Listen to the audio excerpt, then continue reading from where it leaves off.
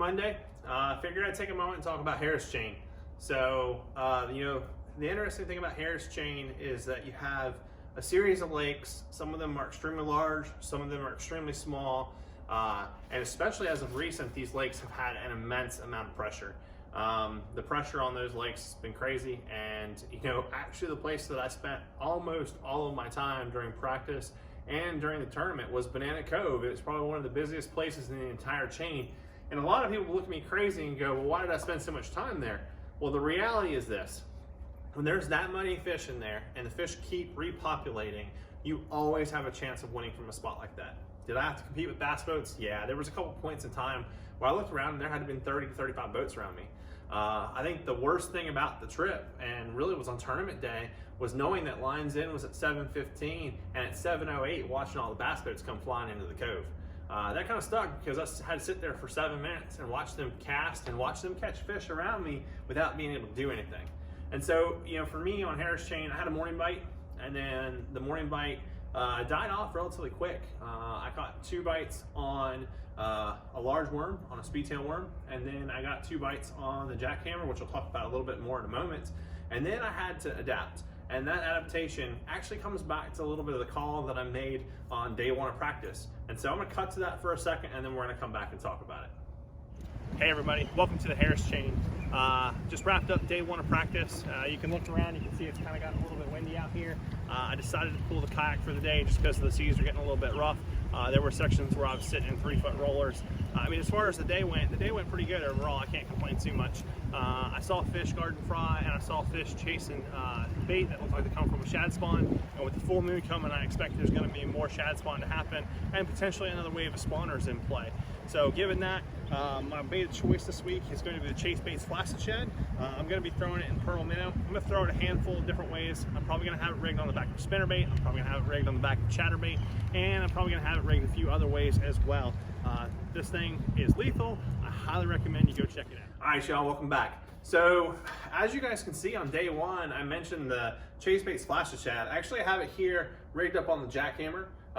This is a unique bait that Chasebaits provides. One of the things that I keyed in on practice was I definitely saw bass chasing shad and other bait fish throughout the area, and that was something I picked up on. However, during practice, I also had more of a shallow water bite. And what I mean by a shallow water bite, close proximity to the bank lines. I had fish up close, and day 1 of practice, day 2 of practice, that stuck. Day 3 of practice, I went back and checked Banana Cove for a moment. I think I spent 2 hours there that afternoon. And the first thing I noticed was the fish were no longer up shallow. And the reason behind that was the guard come in and kind of taken over. So those bass have to go somewhere. Where do those bass move? Well, in my opinion, they move out to the next cut. They get off those shallows, they get away from those gar a little bit, and just let the gar kind of do their thing, okay? So I picked up the jackhammer with the Flacid Shad on it, made a handful of casts on day 3 of practice, bang, bang, bang, caught a handful of fish, and I was like, this is gonna be the ticket once the sun comes up. So come to tournament day, I caught those 4 fish right away, and the bite just kind of died offshore, and I was like, well, I can sit here and try and keep mining, or I can go do something that I know is going to produce fish and play the quantity game. So I went and chased the quantity game. I caught about 30 fish, and of those 30 fish, 28 of those fish were caught on the jackhammer with the Flacid Shad in my hand, okay? That right there tells you a little something. I was sitting in the second cut, making long casts, reeling it fast across the grass, and triggering reaction strikes. The fish bites were good. I would have traditionally sit with a hybrid hunter in my hands in that situation, but the reason why I didn't was anybody that had watched the Elite Series, and I even tested it in practice, I couldn't get the bites on the hybrid hunter like I expected to get. And I feel like a lot of that comes down to people knowing that the hybrid hunter was producing, and the fish seeing more of that bait and seeing more of hard knock rattle traps, that it needed to go a little bit different from what they've been seeing recently, and the jackhammer with Flacid Shad was the ticket. I thought it was going to be enough to score me a 3rd place with how the day went. I sat in 2nd for a long time. The camera boat spent plenty of time with me, which was a great experience.